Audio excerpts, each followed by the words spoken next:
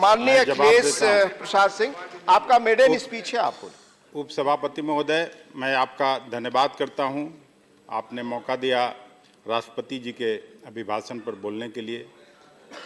राष्ट्रपति जी का अभिभाषण सरकार की नीतियों और कार्यक्रमों का एक दस्तावेज होता है और यह उम्मीद की जाती है कि इसमें देश और इसकी अर्थव्यवस्था का सही तस्वीर देखने को मिलेगा, जो इस बार कहीं देखने को नहीं मिला। मुझे ऐसे समय में मौका मिला है बोलने के लिए जब राकेश जी का संबोधन समाप्त हुआ है और राकेश जी जब कभी बोलते हैं पूरा सदन तनाव में चला जाता है।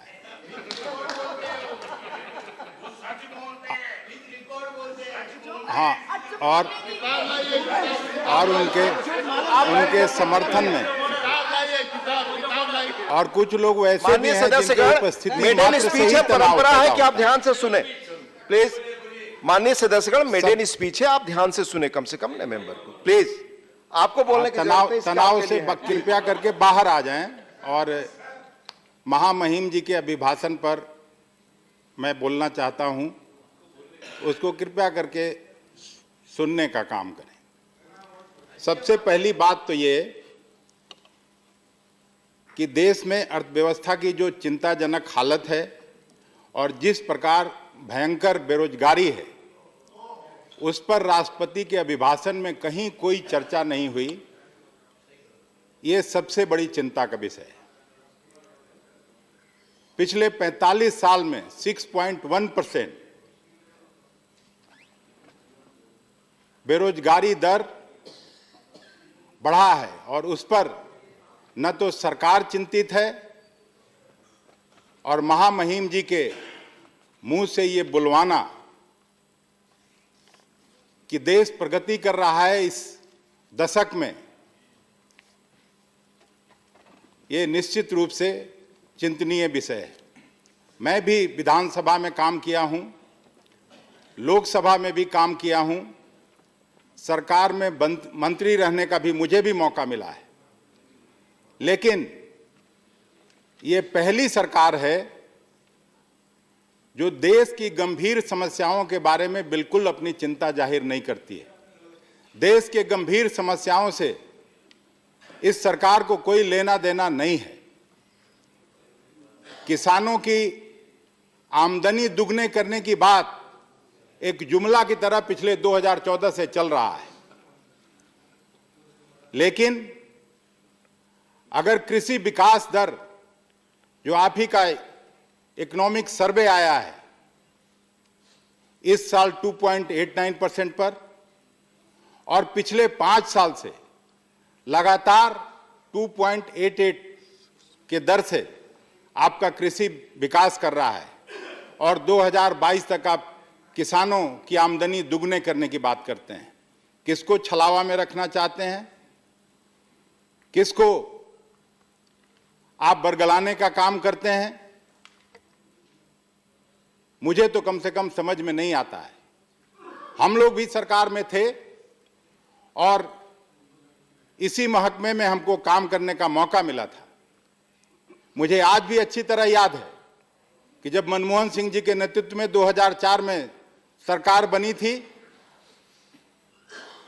उसके पहले अटल बिहारी वाजपेयी जी की सरकार थी और पहले बजट में देश भर के किसान संगठन के लोगों को प्रधानमंत्री कार्यालय में बुलाने का काम हुआ था।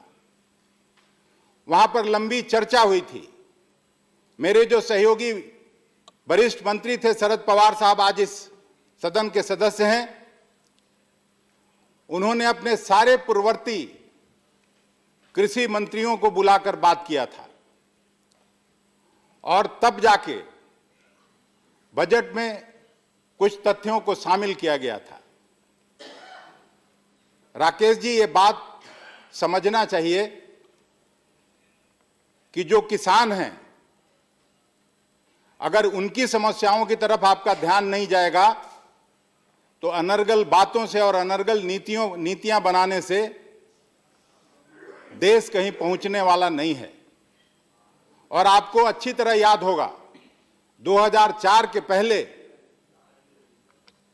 किसानों को ऋण मिलता था 10% पर, और इस देश में जो सेठ साहूकार थे, जो मारुति गाड़ी खरीदने जाते थे, महिंद्रा की गाड़ी खरीदने जाते थे, उन सेठ साहूकारों को गाड़ी के लिए ऋण मिलता था 8% पर। और उस पहले बजट में मनमोहन सिंह जी ने फैसला किया कि जो देश 130 करोड़ लोगों को खिलाने का काम करता है हमारा गांव और किसान, उसके साथ ऐसा अन्याय हम नहीं होने देंगे। और पहले कैबिनेट में फैसला किया कि 10% की जगह हम 4% पर किसानों को ऋण देंगे, जो उसके बाद आज भी आप 6 साल की आपकी सरकार चल चुकी, आप लोगों ने उसको घटाने का काम नहीं किया। दूसरी जो सबसे बड़ी बात है, हम लोग जब सरकार में थे तो उस समय भी किसान आत्महत्या कर रहे थे, विदर्भ में, महाराष्ट्र में और दूसरे प्रदेशों में। मनमोहन सिंह जी की सरकार ने फैसला लिया कि आखिर किसान क्यों आत्महत्या कर रहे हैं, तो जो बैंकों का ऋण का उन पर दबाव था, उसकी वजह से किसान आत्महत्या कर रहे थे। उन्होंने फैसला किया, उसी सरकार का फैसला था कि छोटे मझोले जितने किसान थे इस देश में, 70,000 करोड़ रुपए की लोन माफी हुई थी। आज भी कांग्रेस की सरकारें जहां आई हैं, राहुल जी ने भाषण किया था पिछले चुनाव में, मध्य प्रदेश में, छत्तीसगढ़ में, महाराष्ट्र में और राजस्थान में, कर्नाटक में, वहां भी ऋण माफ करने का काम हुआ। आपको किसानों से कुछ लेना देना नहीं है। आप कॉरपोरेट कल्चर की पार्टी हैं और कॉरपोरेट लीडर्स के अगुवाई में आप अपनी सरकार चलाना चाहते हैं। उनके टैक्स जरूर कम करते हैं, उनके कर जरूर माफ करते हैं, लेकिन किसानों को केवल बरगलाने का काम इस देश में हो रहा है। और केवल यही बात नहीं रुकती है। पिछले अभिभाषण, राष्ट्रपति जी के अभिभाषण के 45वें पारा में प्रधानमंत्री फसल बीमा योजना का काफी बखान किया गया, लेकिन उपसभापति महोदय, मैं कहना चाहता हूं, आज हकीकत यह है कि 5,000 करोड़ रुपए से अधिक के बीमा दावे इंश्योरेंस कंपनियों के पास लंबित है और भुगतान में सालों की देरी हो रही है, जबकि लगभग 40% बीमा क्लेम ही खारिज कर दिया जाता है। ये दुर्गति है किसानों की।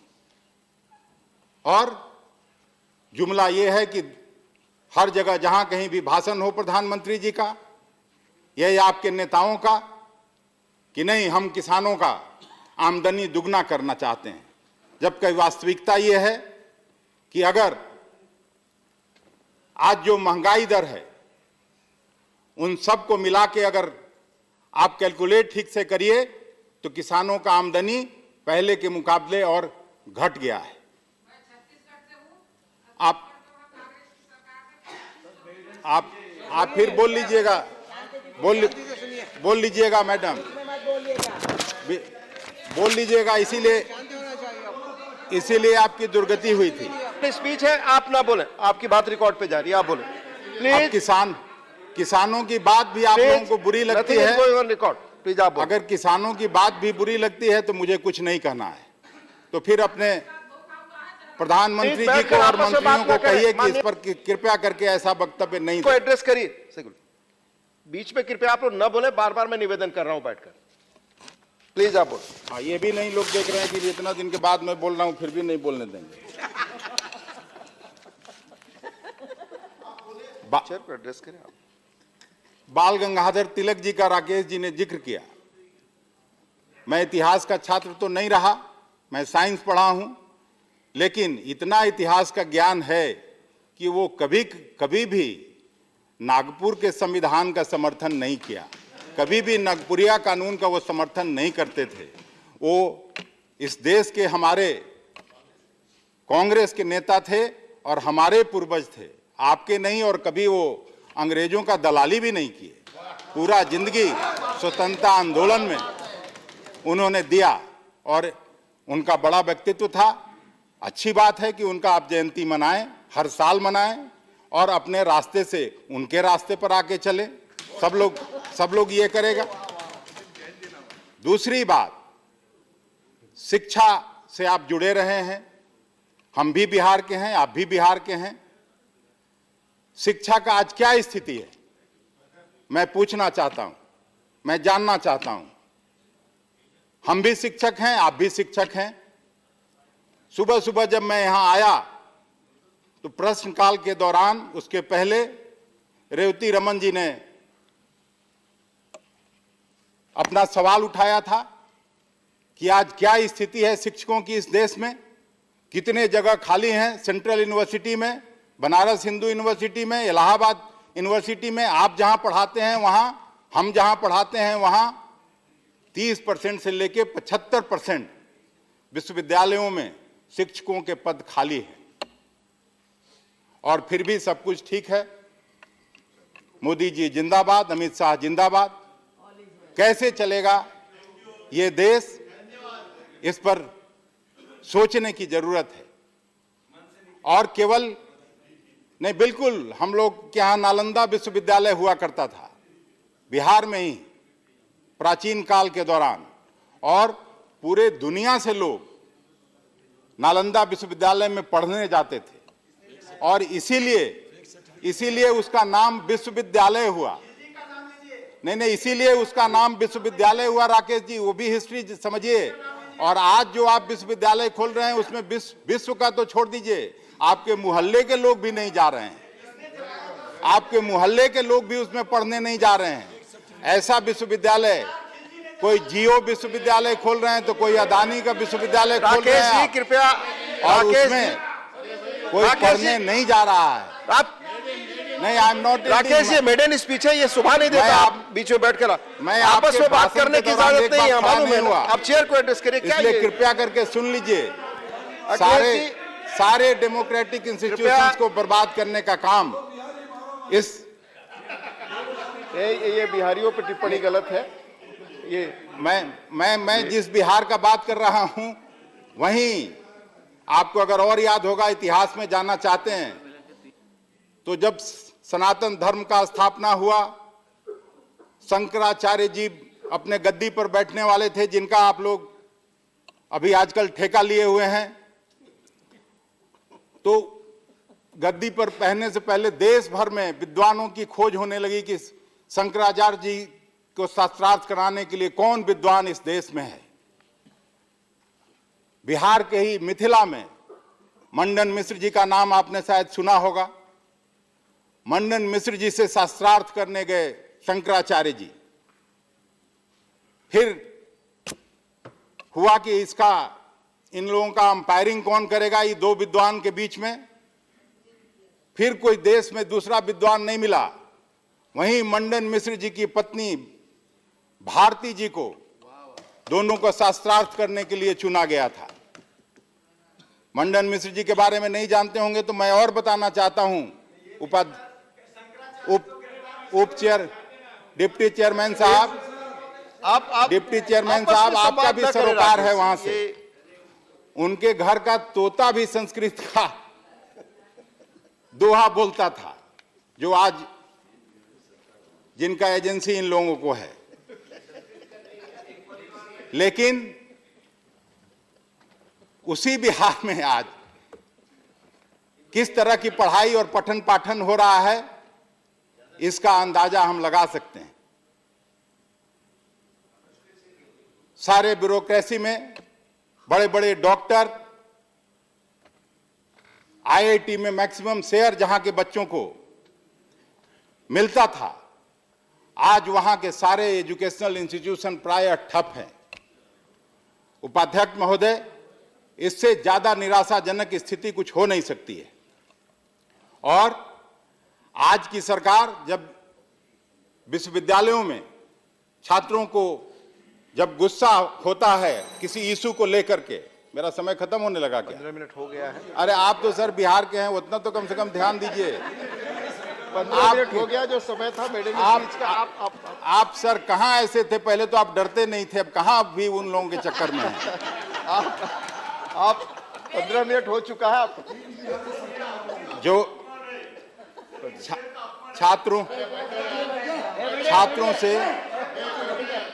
छात्रों से संवाद करने के बजाय उन पर लाठियां चलाई जाती हैं, उन पे गोलियां चलाई जाती हैं। ये स्थिति आज शिक्षा का हो गया है। और बजट देख लीजिए पिछले 5-6 साल का, हर बार शिक्षा के बजट में लगातार कटौती की जा रही है। हर चीज प्राइवेट सेक्टर में पीपीपी मॉडल चल रहा है, पीपीपी मॉडल। शिक्षा भी पीपीपी मॉडल में चला जाएगा। अंबानी जी चलाएंगे, जो अपने पढ़े नहीं, जो अपने जिनको डिग्री हुआ नहीं। अदानी साहब चलाएंगे। अब ये लोग नए नए हम लोगों के पुरखे बन रहे हैं नई सरकार में। ये स्थिति है। जियो यूनिवर्सिटी ऑफ एक्सेलेंस पैदा होने के पहले ही इस तरह से शिक्षा दी जा रही है इस देश में। हायर